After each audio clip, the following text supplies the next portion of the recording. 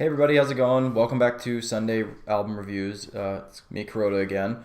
After a 2 week break because obviously last week was New Year's Eve, and the week before that, the Sunday, was Christmas Eve. So, I mean, it was just a little difficult for me to get these reviews up around the holiday season. So, anyway, we're back. Today, as you guys probably saw from the title, I'm going to be reviewing one of my absolute favorite albums of all time, and that is Pink Floyd's Animals, which is, to me, probably their third best album. If you noticed, you might see a mirror image in the background. I figured I'd let you guys, because I do vlogs all the time, and this is always in the background. I thought maybe I'd actually review the album, so you guys could be like, what the hell is that? Those of you who don't know, I don't know how, but those of you who wouldn't know what this album is. So, yeah, Animals. This is a brand new vinyl copy, actually, that I got for Rachel for Christmas. And it is just, to me, it's one of those super, super iconic album covers. This is a factory somewhere in England. I can't remember the name of the factory offhand, but and that, if you notice the little pig there, that wasn't drawn there. This is a photograph. They actually had a giant inflatable pig that they flew over the factory and took this photo, this very iconic album cover. One of their most iconic, I think, actually, probably, maybe aside from Dark Side of the Moon, perhaps their most iconic album cover. And the pigs were always associated with Pink Floyd.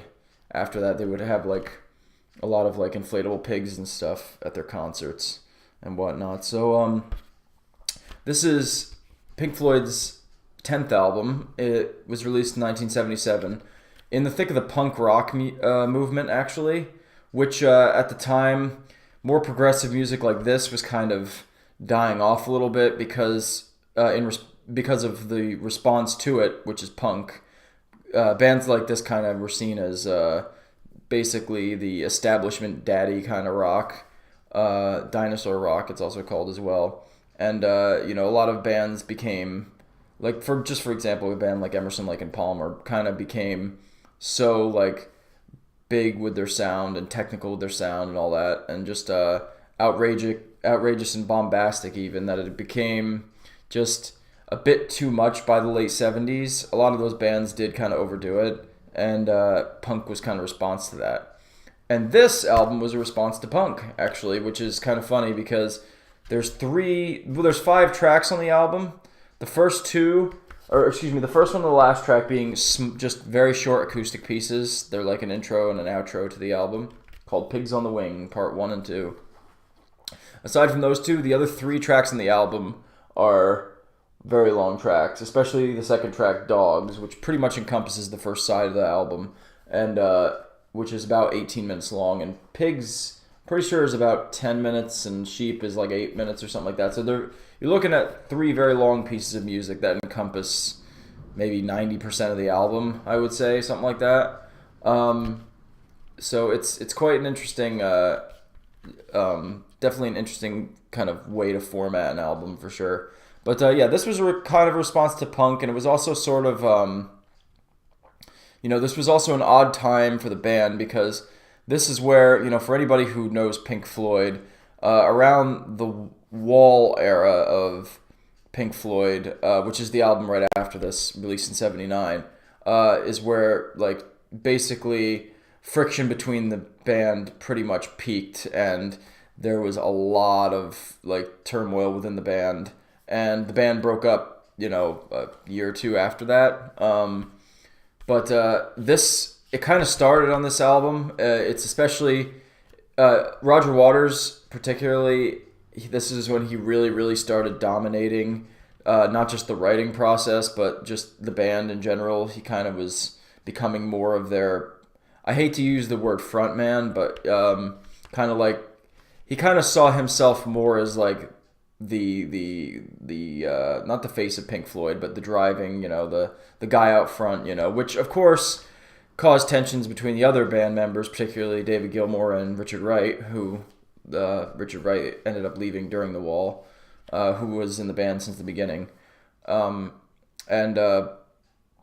basically, this was an album that I feel was a huge change in their sound from past Pink Floyd albums, because Pink Floyd kind of had stages of their career, stages like one or two albums that had like a kind of a sound, and then they moved on, and they had like more like 60s pop psychedelia in the beginning, and then they got really experimental psychedelic. Then they kind of polished it up a bit. It became a bit more like a little less experimental, a bit more not commercial, but accessible. And then, of course, you have the period of like Dark Side of the Moon, Wish You Were Here, which was when they really broke and became huge. And then this period really led to a much darker Pink Floyd, I feel. And this is, without question, to me, their darkest album. Darkest sounding, darkest lyrically. It's just a very, very dark album. And it's also, honestly, musically, I think one of their absolute best albums. I mean, I tend to prefer with Pink Floyd the period of like metal, Dark Side of the Moon, Wish You Were Here, but this is right up there with it too for me, man. This is great, and there's a lot of I think this album probably vocally features Roger Waters more than any other Pink Floyd album. David Gilmour usually, especially in Wish You Were Here and Dark Side of the Moon and those albums, he sings a very large majority of the songs, but Waters actually sings most of the songs on this album, and it fits because the music is darker, and he's got a really, really good voice for like a darker kind of music, or like a darker theme or darker lyrics. So it's really great. Speaking of the lyrics, I think the lyrics on this album, and this is coming from a guy who, I think I said this in one of the other reviews I did, either it was Jethro Tull or King Crimson, I forget which one, but I'm not a lyrics guy. I mean, lyrics are important, but I'm not a huge lyrics guy. And to me, some of the lyrics on this album are some of the best lyrics I've ever heard in any music. There's a concept behind the album. It's a concept album based loosely on Animal Farm. And basically, the way I always looked at it, and it could be slightly different, is that there's 3 tracks, okay? There's dogs, pigs, 3 different ones, and sheep. The way I always looked at it was, to go with the second one first, the pigs are kind of like the dictator, authoritarian types, who kind of they're like the ruling class. The dogs I always looked at as being either like kind of a rebellion to that, or they're like they're dogs. They're like they're henchmen, sort of the enforcers is kind of how I kind of look at dogs, I think, especially if you hear the lyrics. But definitely more aggressive, more rebellious kind of idea for the dogs in this. And then I always looked at sheep as being, I mean, I don't think I really need to explain sheep. The sheep are kind of the complacent, sort of, go about their business, try to turn a blind eye to what the pigs are doing, and just try to keep clear of the dogs so they don't, or at least obey the dogs so they don't catch any shit from the dogs. But and then from what I understand, the sheep are supposed to rise up in this. That's kind of the idea, is that the sheep rise up. And then I always looked at the 2 tracks, or especially the last track of the album, Pigs on the Wing Part 2. As dark as this album is, it kind of has at the very end, kind of a bit of an optimistic tone to it, because there's a line in there where it's like so I don't feel alone or the weight of the stone, now that I have somewhere safe to bury my bone, because every fool knows dog needs a home, a shelter from pigs on the wing. Basically talking about how, like, to me that's a little optimistic. For example, like just the idea that like love and having a home with somebody kind of like is a way that a person can find comfort in a dark kind of world. That's how I looked at that. And of course, at the end, it like I said, with sheep, the lyrics, the sheep do eventually rise up, so it's also a bit optimistic there. It's kind of like a message, like, if you want change, and change is possible if you rise up, sort of thing. So I think the lyrics in this album are fantastic. They have a great message to them. and coupled with the music, which I'd like to talk about really quick as well, I think it's musically, this is some of the best playing musically that the band has done, and some of the most interesting music that the band has done. Dogs, for example, there is some absolute. It's that Dogs may be David Gilmour, the guitar player of this band's finest work. He is absolutely fantastic on that song. He plays a lot of amazing leads. He does some acoustic stuff. He's got a whole bunch of different things going on with the guitars in this album. And Richard Wright as well, keyboard. He's probably my favorite member of the band. He has some amazing, amazing moments with the keyboard and synths and everything. He plays. Let's see if it says here. Let me just see. I don't think it says on the album.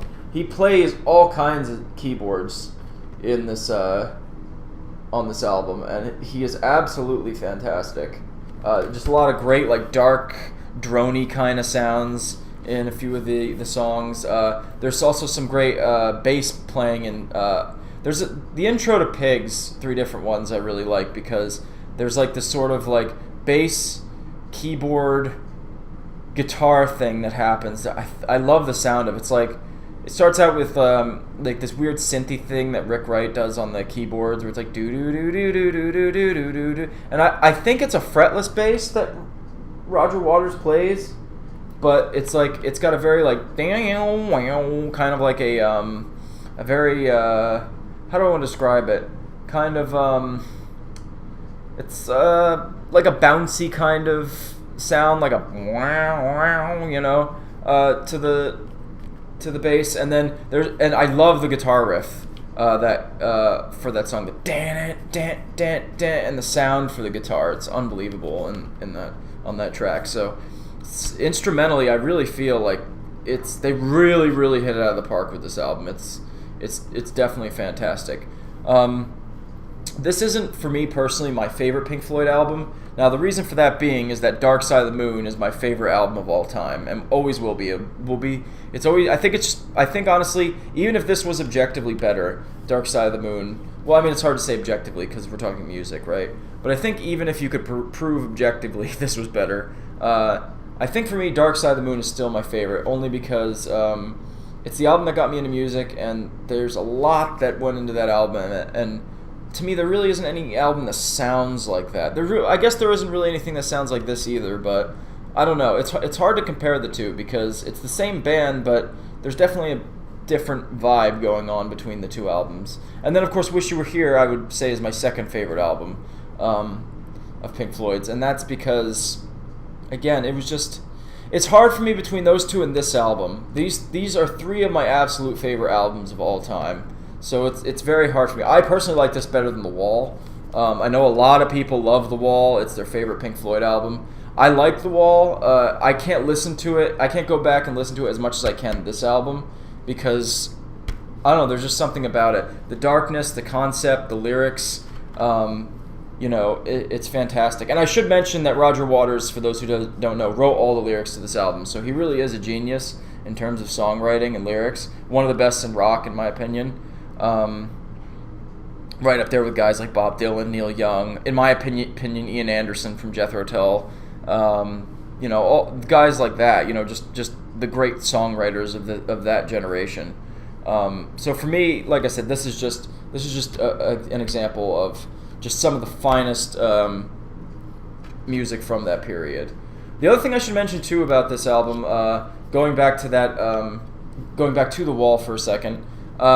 An incident happened on the tour for this album where I think it was something like fireworks were set off, or there was some kind of big disruption in the audience. And this is when Pink Floyd had started really playing huge stadiums and everything. I mean, they were an international, like, humongous success. And Roger Waters got fed up and he spat on one of the audience members who was being obnoxious. And afterwards, he kind of reflected on that, and he's like, whoa, what the hell? Like, what have I done kind of thing, you know? And it started it basically inspired him to start writing The Wall.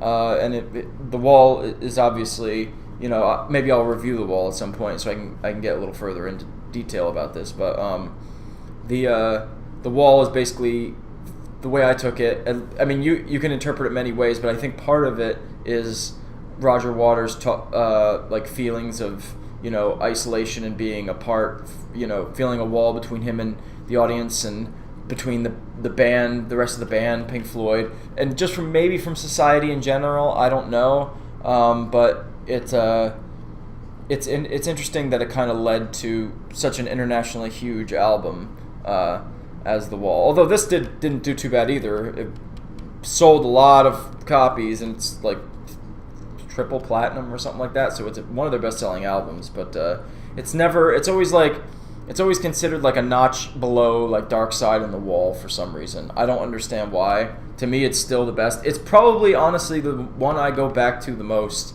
at this point, I would say, just because there is something magical about it. So if you haven't listened to this album, I highly recommend it. It's fantastic. The musicianship is amazing. The lyrics are amazing. The concept is fantastic. The whole atmosphere of the album has like this dark kind of sound to it. You know, based on, you know, it is loosely based on Animal Farm. I would imagine this would be the soundtrack to that movie, you know, or like that book, I guess, you know, because it did start as a book by George Orwell. But yeah, I just highly recommend it, and if you haven't listened to this album, do yourself a favor. And for those of you who've never listened to it, now you know what this poster is about and why it's always here. And that's also Rachel's, by the way, so I'm pretty sure, and you can comment below, my friend, I'm pretty sure this is her favorite album of all time. So I got this for her. That's why I got this for her for Christmas. The record's not in it, unfortunately. It's on the turntable, but this is a reissue album. I just figured I'd show you guys. This is them putting the pig up, the inflatable pig, flying it up for the album cover, and then this is just the back, kind of simple, but the record's in good shape and plays well, so it's all good. So anyway, thank you guys again for checking out Sunday album reviews with me, Kuroda. Tune in next week. Again, I always put it out there. If you guys want me to review any albums, please give me suggestions below. I'm happy to do it. If I haven't heard the album, I'll listen to it all week. I'm kind of looking forward to a suggestion, so if anybody has a suggestion, it'd be nice to hear a new album of some kind. So let me know. I do other genres aside from progressive rock. I just really love progressive rock. Those are a lot of my favorite bands are progressive rock bands. So maybe what I'll do is next time I'll try to do something else. So if I don't get a suggestion or anything, I'll try to pick something from my collection that's a little different. Or maybe I'll do something else, so we'll see. But until then, guys, thank you for watching, and peace. Have a good day.